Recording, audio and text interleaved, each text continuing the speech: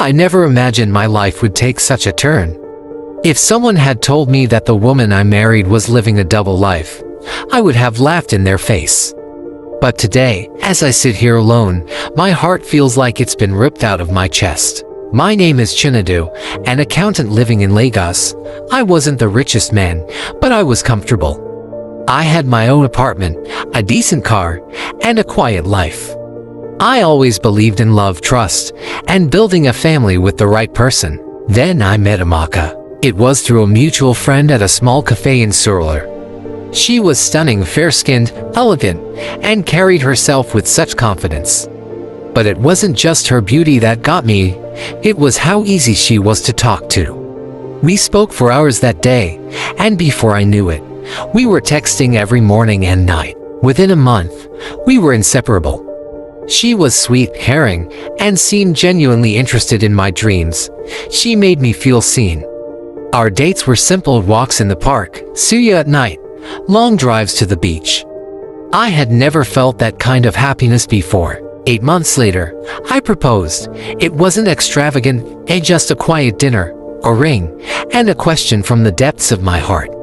She cried, said yes, and hugged me so tightly I thought my ribs would break. Our wedding was beautiful. Both families came together. There was laughter, dancing, and prayers for a happy home. I was certain I had made the best decision of my life. But soon after the wedding, little things began to change. One night, I woke up around 1 a.m. and found Amaka in front of the mirror, putting on makeup. She said she was meeting a friend who was going through a hard time. I didn't want to seem controlling, so I let it go. But it kept happening. Sometimes, she would come home late 11 p.m., midnight. She said it was work-related. I believed her. Then a neighbor hinted at something strange. She asked if I knew that my wife often left the estate during the day in different outfits. I laughed it off. I trusted Amaka. One evening, I overheard her on the phone in the bathroom. Her voice was soft, almost playful, and then I heard a man call her baby. When I asked, she said it was her cousin. I began noticing expensive handbags and shoes in the house, things I knew I didn't buy. She claimed she bought them herself, but her job barely paid enough for rent and food. The first real crack came during a big argument. I confronted her about the late nights and the gifts. She exploded, accusing me of not trusting her. She cried, and I apologized, telling myself that maybe I was overthinking. But my best friend, Tund, sat me down one afternoon. He looked uncomfortable. Chinedu, I don't know how to tell you this, but I'd seen Amaka with different men, not once, not twice, and not in a friendly way. My chest tightened. I wanted to believe it was a lie, but doubt had already taken root. One Friday night, she dressed up in a short, tight gown, saying she was going to see her friend Kilma.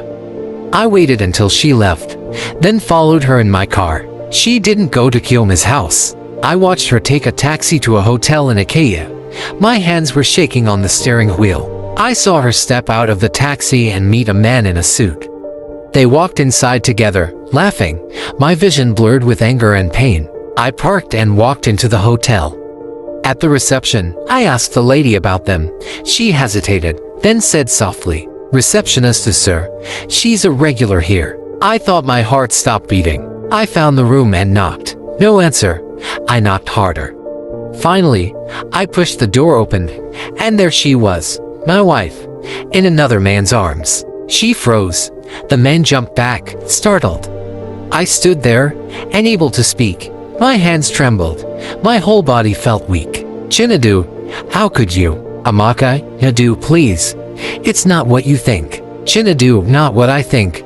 I'm looking at it." The man grabbed his clothes and left without a word. Amaka broke down, crying.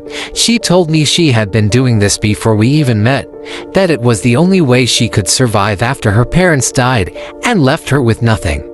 She said she wanted to stop, but the money was too good, and it became her life. I didn't know whether to scream or collapse. People were staring in the hotel lobby as we argued. I walked out. I couldn't breathe. For days, I couldn't eat or sleep. My family eventually found out. Her family begged me to forgive her. She swore she would quit and change. But the trust was gone. Every time I looked at her, I saw that hotel room. That man, that betrayal. One night, I packed a small bag, left my wedding ring on the table, and walked out of our apartment. As I walked into the cold Lagos night, I whispered to myself, love is blind, but when the truth comes, it opens your eyes. And sometimes, it breaks your heart.